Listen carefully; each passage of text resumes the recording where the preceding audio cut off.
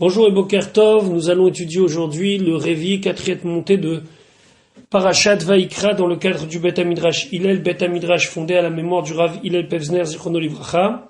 Notre étude commence au Perek Gimel, troisième chapitre du livre de Vaïkra. Donc, après avoir expliqué les dinim concernant le Korban Ola, puis les Menachot, nous continuons avec le Korban Shlamim. Une partie des dinim du Korban Shlamim sont expliqués ici, et le complément de ces dinim sont expliqués dans Parashat Tzav. Korban Shlamim. Pasuk Aleph ve'im zevar shlamim, si c'est un korban, un sacrifice de Shlamim. Alors Shlamim, ça vient du mot Shalom. Rashi va amener deux interprétations. La première, c'est que ça amène la paix dans le monde, et la deuxième, c'est que ça fait la paix entre tous les protagonistes du korban, c'est-à-dire qu'une partie est déposée sur le misbéach, sur l'autel, une partie revient au kohanim, et une partie revient aux propriétaires, à ceux qui ont amené le korban. Donc shlamim, milashon, shalom. Donc la Torah nous dit, ve'im zevar shlamim, donc si une personne décide d'offrir un korban shlamim, korbano, alors son korban sera imina bakar, si c'est du gros bétail, ou makriv qu'il va approcher, qu'il va sanctifier pour Dieu, im zachar im nekeva, il pourra prendre un mâle ou une femelle, tamim, à condition qu'il soit sans défaut, yakriven ou lifne Hashem, il va l'approcher devant Akadosh Baruch Hu. Et là, donc, on voit une différence entre le korban ola et le korban shlamim. Le korban ola ne venait que de bêtes qui étaient zachar, mâle, et la shrita, lorsqu'on égorgeait la bête, c'était au nord du misbeach, alors que là, on peut prendre ou zachar ou nekeva, et on pouvait faire la shrita dans n'importe quel endroit, lifne Hashem. Rashi, shelamim, shematilim, shalom baolam. Car les korban shlamim amènent la paix dans le monde. Pourquoi? Les chachamim disent que par le srout du korban shlamim, Akadosh Baruch Hu annule les mauvais décrets, les punitions qui pourraient venir au monde, et au contraire, il amène la bracha. C'est en général quelque chose qui est valable pour tous les korbanot, mais ici, c'est particulier. Pourquoi? Parce qu'il y a cette notion de shalom. C'est pas ici une notion de kapara qui vient pardonner quelque chose. C'est pas une notion de hola où tout est élevé vers Akadosh Baruch Hu, mais c'est une notion d'égalité qui donc amène la paix dans le monde. Davar acher, autre explication, shlamim, sheyesh baem shalom, puisqu'il y a la paix entre la misbéach, l'autel, la kohanim, les kohanim qui reçoivent une part, et la béalim et les propriétaires qui ont amené le korban, qui repartent avec une partie de la viande et la peau de la bête. Pasuk bet, vesamach yado, et il va appuyer ses mains. On sait que quand on dit yado ici, même si c'est un singulier, il faut le traduire par un pluriel. Al-roj korbano, sur la tête de son korban, c'est ce qu'on appelle faire la smicha. Le Rambam dit que ici, il n'est pas question de faire un vidouille, entre guillemets, c'est-à-dire une énumération de fautes. Ici, le shlamim ne vient pas pardonner sur des fautes, mais selon le Rambam, c'est divrei shevach. La personne devait, au moment de la smicha, au moment où il appuyait ses mains sur la tête du korban, dire des paroles de louange envers Akadosh Baruch Hu, ou shrato, et on lui fera la shrita, petach Ohel Moed, à la porte du Ohel Moed, vezarku, et ils vont jeter Béné Aaron, les enfants d'Aaron, à Kohanim, les Kohanim et Adam, le sang, al amisbeach saviv, tout autour du misbeach. La manière dont ils jetaient tout autour du misbeach, c'est qu'ils se mettaient à un coin et ils jetaient de manière à ce que le sang aille à droite et à gauche, et ainsi dans le coin parallèle, de manière à ce que ça aille à droite et à gauche, et donc finalement les quatre côtés auront été aspergés. Là, intervention des Kohanim, puisqu'à partir de là, toute la avoda ne peut se faire que avec les Kohanim, alors que la shrita peut se faire même par un zar, par un non-Kohen. Pasuk Gimel, vehikriv, et donc il va approcher, c'est-à-dire qu'il va mettre de côté, misever hashelamim, du korban shelamim, ishel Hashem, une partie qui sera brûlée sur le feu en l'honneur de Dieu, et achelev, la graisse, laquelle amchase et akerev, une graisse qui recouvre les entrailles. Alors, il y a sur les intestins une petite couche de graisse, il fallait l'enlever.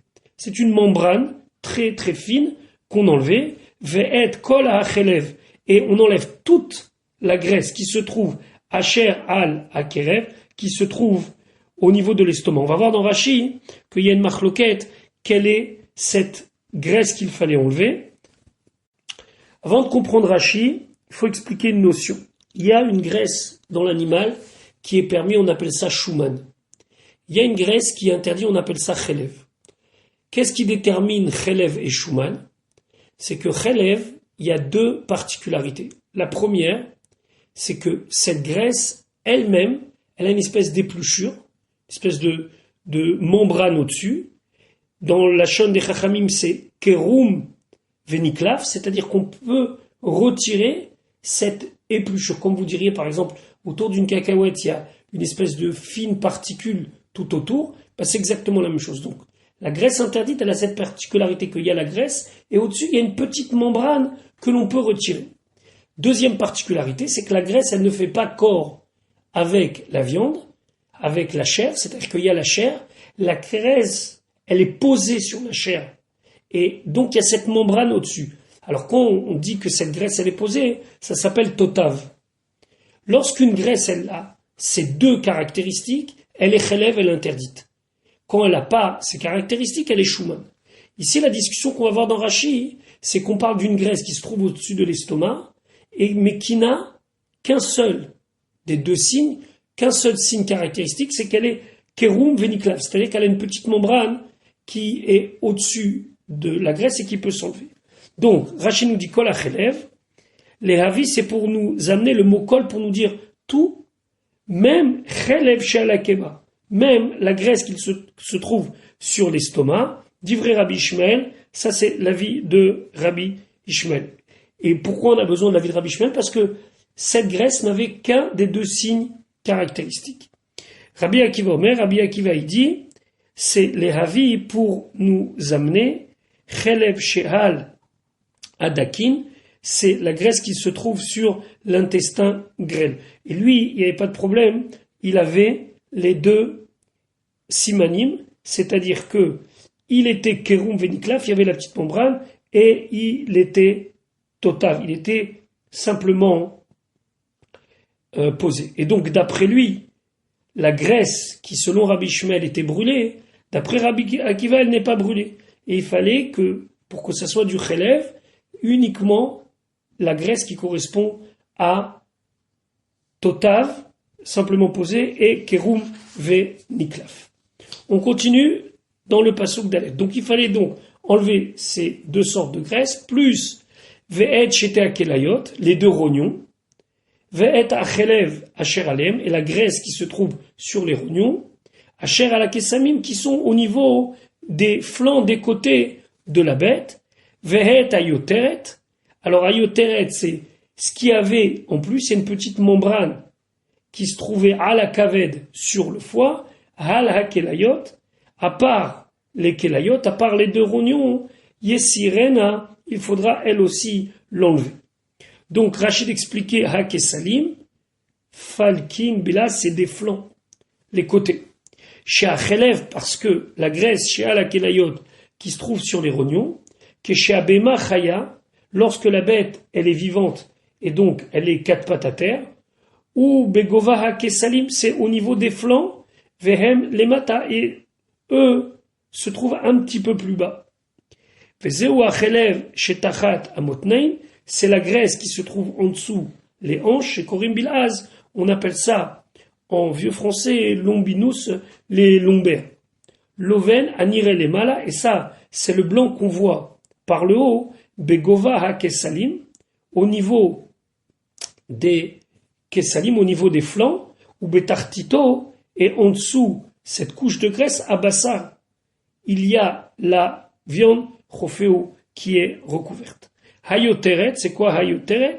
Ou dofen, c'est une petite paroi, hamassar, qui sépare, en français on appelle ça et en vieux français, Hébrès, ou Belachon Arami, et en araméen, on appelle ça Chatzra de Kavda, la cour du foie. Donc c'est une petite membrane qui est juste au niveau du foie, à la kaved, sur le kaved. Donc c'est pas seulement qu'il faut enlever le yoteret, mais il faut aussi enlever une partie du foie. Chez Yitol mina kaved ima meat, qui va prendre du kaved un petit peu.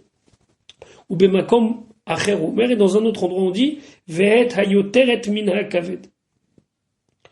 Mais ça désigne exactement la même chose. À la kaved, à la kelayot, mlevad minha kaved, à part le foie, ou levad minha kelayot, à part les rognons, yesirene lezou, on enlèvera aussi celle-ci, le yoteret. Maintenant, qu'est-ce qu'on faisait avec tout ça? Pasuke vehiktiru auto, ils vont le brûler, donc c'est 6 parts, entre guillemets, de graisse, bene Aaron, les enfants d'Aaron, ha-mizbecha, sur le misbeach, à part la asher alaïtsim qui se trouve sur le bois, sur le foyer, asher alaèche qui se trouve sur le feu, petach oel ishe, c'est un feu, reach nechuach lachem, qui est une odeur agréable pour Dieu. Alaola, Rachid nous expliquait, milevad aola, à part laola, la madnou. De là on apprend, chez Tagdim Olat Tamid, Lechol Korban ala Maracha, que chaque jour, on devait commencer par le Olat Tamid, par le Ola perpétuel, avant tout Korban, avant tout sacrifice. Donc d'abord le Ola, et après les autres sacrifices, dans notre cas, ici, un Shlamim. Pasuk Vav. Maintenant, il y a une autre possibilité d'amener un Shlamim. Du petit bétail. Ve'im minatson, si c'est du petit bétail Korbanos ou Korban, les Evar chez l'amim Lachem comme un sacrifice chez l'amim pour Dieu, Zachar ou Nekeva, là aussi on peut amener ou un mâle ou une femelle, Tamim, sans défaut, Yakrivenu, ils vont l'approcher, ils vont le sanctifier pour Dieu. Donc, ici, on va voir que là, il va devoir le Kohen enlever une partie des graisses et aussi les brûler. Alors voilà ce que nous dit la Torah. Pasuk Zen. Im Keves, si c'est un mouton ou makriv qu'il sacrifie, et korbano, son korban, veikrivoto, il va l'approcher, il va l'amener, l'ifna Hashem devant Hashem, c'est dans le chatzar Ohel Moed, dans la cour du Ohel Moed. Im Keves, les fiches yesh, puisqu'il y a behemure ha-keves, dans les parties que l'on va retirer pour un mouton, macheen behemure ha-es, ce que ne sera pas le cas lorsqu'on va devoir retirer certaines parties d'une chèvre, puisque on a la possibilité d'amener ou un mouton ou une chèvre, chakeves aliato kereva, parce que on va voir que pour le mouton, on devait enlever même la queue qui devait être brûlée avec les autres parties sur le misbéach, les quarts, c'est pour cela, nechleku les jetés parachutes, on les a coupés en 2 sujets. Donc là, on va voir qu'est-ce qu'on fait avec le mouton. Pasukret. Vesamachet yado, donc il va appuyer ses mains, encore une fois c'est un singulier, mais il faut le traduire au pluriel, al roche korbano, sur la tête de son korban, veshachatoto, il lui fera la shrita lifneo el moed, devant la tente d'assignation, où il veut, vezarku, et ils vont jeter Béné Aaron, les enfants de Aaron et d'Amo, son sang, à la misbéar, sur le misbéar, ça vive tout autour, comme on a déjà dit, il se mettait à un coin et il jetait de manière à ce que ça aille du côté droit et du côté gauche, donc par cela aspergé sur 2 côtés, et puis il se mettait sur le côté parallèle et il faisait exactement la même chose. Rashi vezarku, shete matanot shenarba, 2 G qui vont faire 4. Valiédé à Keli ou Zorek, et c'est avec un ustensile qui jette le sang, Veno noten baetzba, et il ne va pas mettre son doigt pour appliquer le sang sur le misbéach, seulement, et là, bechatat, seulement pour un korban chatat. Pasuk tet, vehikriv, donc il va mettre de côté misevach hashelamim de ce korban shelamim qui, je vous le rappelle, est un mouton ici. Ishe Lachem, un feu pour Dieu qui va donc être consumé. Chelbo. Chelbo ici, ça veut dire la meilleure partie, c'est-à-dire Aalia Temima, la queue entière, les Umat et Atse, qui se trouve, où est-ce qu'on appelle la partie de la queue? C'est au niveau des rognons. Yesirena il va l'enlever, et toute la queue, donc une bonne partie de l'arrière de la bête, sera brûlée sur le misbéach. Ve'et hachelev, et la graisse amechaset hakerev, qui recouvre les entrailles. Donc ça c'est la deuxième chose qu'il devait emmener. Ve'et kol hachelev, et toute la graisse hacher ala kerev, qui est sur les entrailles. Alors on a amechaset hakerev, et on a kol hachelev hacher ala kerev. Et donc c'est exactement la même chose que nous avons vu précédemment, où on a vu une discussion sur cette graisse, où est-ce qu'elle se trouvait, et elle concernait quelle partie. Maintenant, Rachid expliquait Chelbo. Ici, Chelbo, c'est Amoufrar Shebo. C'est le meilleur. Chelev, ici, désigne pas la graisse, mais le meilleur. Ou Maou. Et c'est quoi le meilleur du mouton? Aliat Mima, c'est la queue tout entière. Les Umat et Hatse ont coupé au niveau des rognons. Les Malamina Kelayot, au-dessus des rognons, Ayo Hatzot, qui conseille. Rachid dans la Gemara Brachot dit que c'est à ce niveau-là qu'il y a la prise de décision au niveau du corps, puisqu'ils ont un rôle par rapport au sang. Maintenant, il fallait aussi enlever Ve'et, Shete, Hakelayot, les deux rognons. Ve'et, Achelev, Asher Alem, et la graisse qui se trouve sur eux. Asher ala Kesalem, qui est au niveau des côtés du flanc. Ve'et, Hayoteret ala Kavet, et donc la petite membrane qui se trouvait sur le foie, Al Hakelayot, avec les rognons, Yesirena, il va retirer.